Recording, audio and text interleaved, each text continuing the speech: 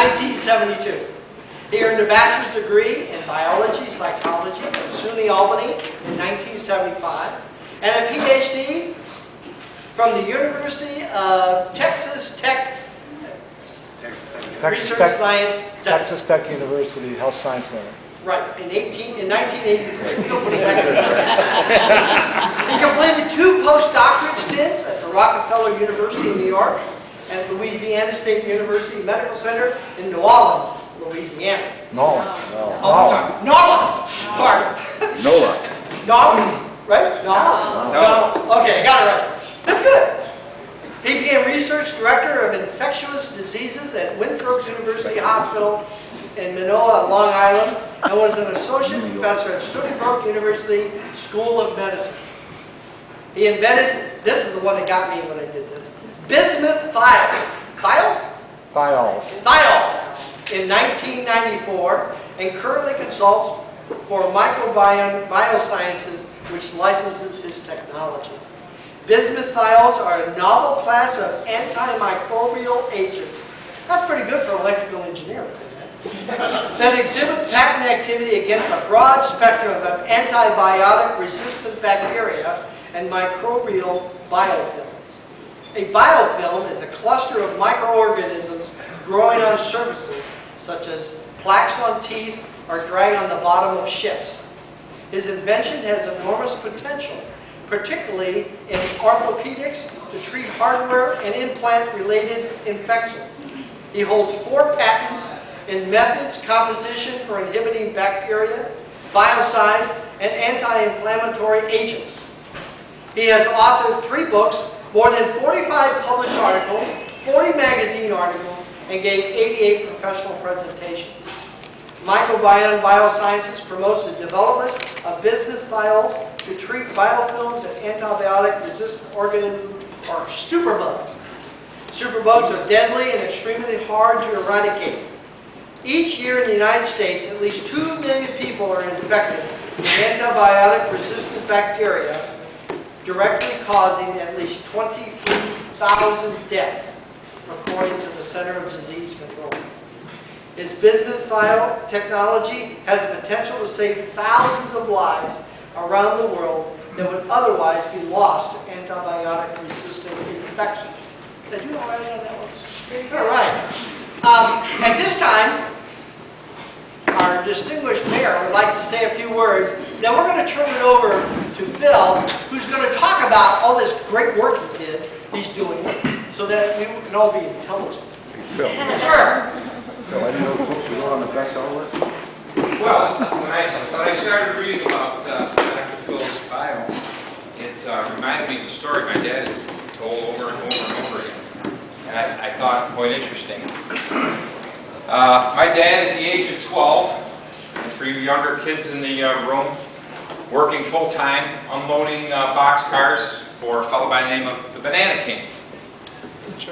Not a big deal at 12, since he'd been working at DiBardino's bakery at 2 in the morning since he was 10.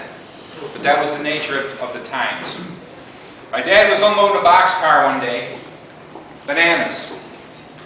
And reaching up, taking them off the hook, there was what was known as a banana spider in there. And he was bitten. And he collapsed on the floor of the train car. The Banana King grabbed him, picked him up, put him in the back of the truck, and rushed him to the hospital. He was unconscious. Took a few hours, but they were able to revive him, and he lived on. So, in the process of saving lives, I am Joseph R. Fusco Jr. My dad passed away in 2012. I have a son, Joseph R. Fusco III, and I now have a grandson, Joseph R. Fusco IV.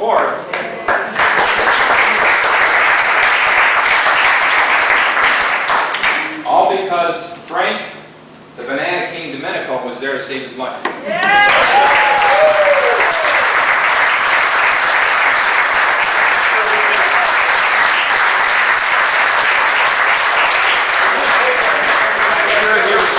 He would be extremely proud of his great-grandson standing here today and doing the wonderful work you're doing. Congratulations.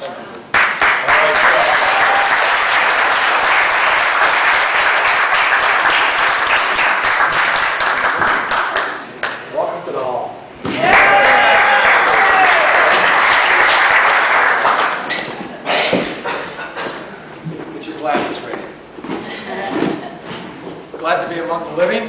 I guess I should start by thanking the Academy and Dr. Pfister for this honor. Family, friends, science nerds. Can you all hear me? No, a little bit louder. Will you bring that forward? I guess we could, right? This thing doesn't work. Works, doesn't work. I don't like it anyway. And I have to start by with one caveat. I'm a little embarrassed because there is no commercial success yet with this invention of mine. So we don't know. This might be my only 15 minutes of fame. Make it good. But still, make no mistake, I'm honored to be inducted. It's a milestone in my career, and it's a validation for a life worth living. I want to start by acknowledging a few folks without which this would never have happened. And that starts with my mom and dad.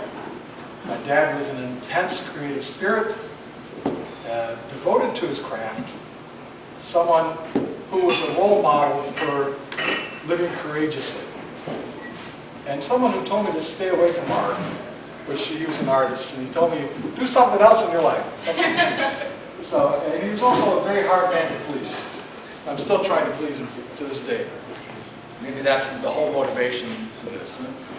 In contrast is my mom, who was always in my camp, and sometimes the only person in my camp.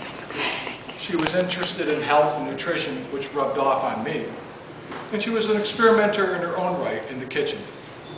So mom and dad created a creative environment for their kids to play and grow. And that made all the difference. I also like to acknowledge where's my lovely wife? Where'd you go? Right there. Gloria, who supported me and put up with me all these years. You have to say that. That's Especially if you're being filmed. yeah, exactly. And there were a couple of mentors along the way who knew that biofilms were important decades before the medical people did. Not the people that last people know. I don't want to get into that. But they were way ahead of the game, and they taught me invaluable techniques to make this happen. So I guess I want to say in conclusion to that is that nobody stands alone. There's a rich scientific history in this country, and we stand on the shoulders of giants. So what is a biofilm? It's a new word for most people. It's a biological film. Let's be frank, it's slime.